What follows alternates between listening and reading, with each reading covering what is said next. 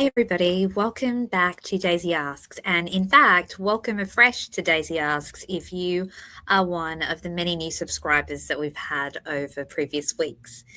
Now, I think most people who subscribe to my channel are already quite aware of the Delphi case, but we may have some people who are new to the case that join the channel. And so today I'm going to take you through a little bit of a primer about the Delphi case. What is the case about?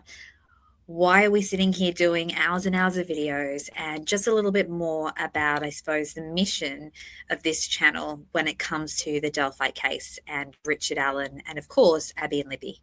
So stick around. If you don't know anything about the case, this is going to be your quick primer. For those of you who know the case, you probably don't need to watch this video. It's going to really share the bare bones facts, nothing too in-depth, because if you want the in-depth stuff, you're going to come to the lives, you're going to look at some of the old videos that unfortunately sometimes are hours long, but maybe fortunately, because once you get into this case, I'm sure you'll be really interested in diving into each aspect of it in lots of detail. The case is a case that's captivated many. It's a case that has troubled many, and it's a case that requires ongoing attention. And so, without further ado, let's hop into the video. I always put a disclaimer at the beginning of all my videos, and that's for a number of reasons. Firstly, we're presenting information on an ongoing legal case. Richard Allen is appealing his conviction for the murders of Abby and Libby, and we don't want anything on our channel to get in the way of due process and a fair and reasonable legal process for Richard Allen and anyone else who may end up being implicated in this crime. Secondly, I am a clinical psychologist, and whilst my profession and my studies and experiences do inform some of my opinions, I'm not acting in a clinical, forensic, or expert capacity in this context. Nothing presented here constitutes psychological assessment, diagnosis, treatment, or expert testimony. I'm not a lawyer, legal professional, or digital forensic expert, and nothing here should be taken as legal advice, expert opinion, or a definitive statement of fact. All individuals mentioned are presumed innocent until proven guilty in a court of law. The presentations that we offer here are for educational and discussion purposes only, and all views expressed are my personal opinions and interpretations of publicly available information. Now let's get into a brief explainer of the Delphi case for people who are new to my channel. This is a primer to provide you with some brief details about the case. This is for people who have not been engaging in the Delphi community and would like to understand the context of this case before diving into some of the analysis that we do in the longer videos. I'm going to mention the victims, the murders, the investigation, Richard Allen, and introduce the idea that this is a wrongful conviction. Here we have a picture of the two innocent victims of this horrific crime. We have Liberty German, who was 14 years old at the time of her death, and Abigail Williams, who was 13 years old at the time of her death. These two girls were best friends, and they lived in a town in Indiana called Delphi. On February 13th of 2017, these two girls were dropped off at the trails of the Monon High Bridge at around 1:48 p.m. Liberty's sister dropped them at an entrance point called the Mears Farm entrance. You can see the Mears Farm entrance in the picture on the bottom right-hand side, just here. This here is a part of Delphi, Indiana, a town with roughly 3,000 residents. This trail system was an isolated but frequently visited spot. Local teenagers enjoyed going to the trails to take beautiful pictures and to hang out with their friends. And Abby and Libby were doing exactly that on February 13th, 2017. School was out for the day, and they decided that they wanted to spend their afternoon walking the trails. In the middle, you'll see a picture of Abigail Williams. This is the last picture taken on Liberty German's phone and uploaded to Snapchat at 2:07 p.m. On the left-hand side was the picture before, which is a picture of the empty Monon High Bridge. The Monon High Bridge is a decommissioned railroad track. It wasn't a particularly safe space to walk on. However, many people enjoyed walking on it to get beautiful views of the Deer Creek area. The next thing that we know is that the girls crossed the bridge and Libby felt the need to covertly record a man walking behind Abby as she finished off the last part of the bridge. This man was named Bridge Guy, or Beach for short. The video showed Abigail Williams walking towards the end of the Monon High Bridge, the south end, the end that was on the other side of the trails, essentially a dead end that led to private property. Behind Abby, you can see a man dressed in a navy blue jacket and blue jeans with some sort of head covering. He's incredibly hard to identify because he could look like any man in Indiana in winter. The man is just following. His hands appear to be in his pockets, his head down, and at first glance, he seems unassuming. Abby looks anxious, but it's hard to tell whether she's anxious because she's crossing a bridge with rotting planks that was notoriously dangerous. But the fact that Libby is recording this video from her lock screen at unusual angles suggests that Libby, in particular, is already worried. During the video, Libby turns around and starts to walk on the gravel. She says, "This is the path that we go down." It's hard to know who she's speaking to. There doesn't appear to be anyone in front of her, and Abby is still some distance away. Abby then runs past, and Libby says, "There's no path down there, so we'll have to go down here." The girls convene at the side of the gravel, and we can see a roughly made path down the hill that it appears they intend to slide down. They stand and wait, and we hear crunching in the gravel. Bridge Guy appears to be near. We don't see him again, but we hear the words, "Guys." Libby answers, "Hi." And he says, "Down the hill." And before he even finishes that line, it appears the girls have started to move towards sliding down the hill. Unfortunately, at this point, the video cuts off, and there is no further user-generated activity on Libby's iPhone after that point. Libby's phone is found when the girls are found on February the 14th.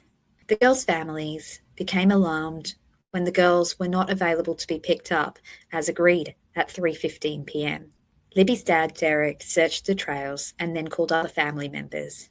They all started searching, and when the girls could not be found, went to the local law enforcement at around 5 p.m. Law enforcement became involved, and many people searched, trying to find the girls. Initially, they assumed the girls may have left the trails and be hanging out with friends. Then they started to worry that the girls might have fallen and hurt themselves on the bridge. But unfortunately, the search was called off overnight because of the cold and dangerous condition. And when it was resumed in the morning, the girls' bodies were still not located. No one had heard from the girls, and everyone was concerned. But little did they know that around midday, a horrific discovery would be found. The bodies of Abby and Libby were found in the woods on the south side of the Monon High Bridge, over the creek, on private property. The girls had been brutally murdered.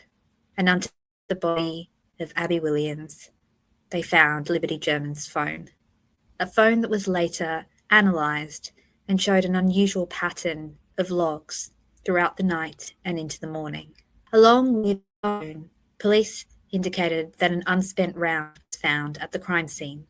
The girls had not been murdered by a gunshot, but instead they had wounds consistent with a sharp object. The unspent round, being so close to the bodies, appeared to be relevant evidence, and so it was collected.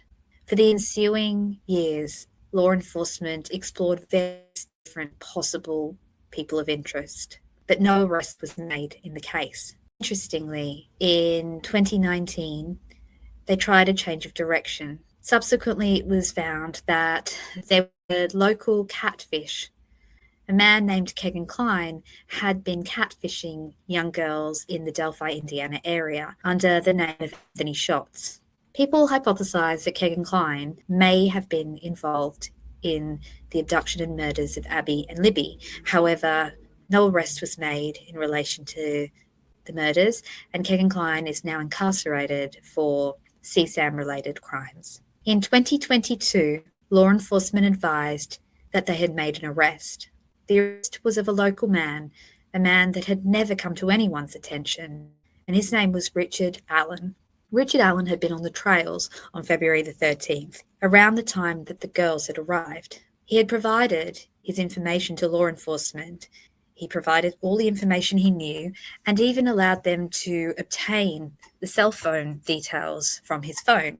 They collected the identifier numbers, they collected information about his vehicle, and they collected his account of what happened. On the screen now, you can see the tip lead sheet.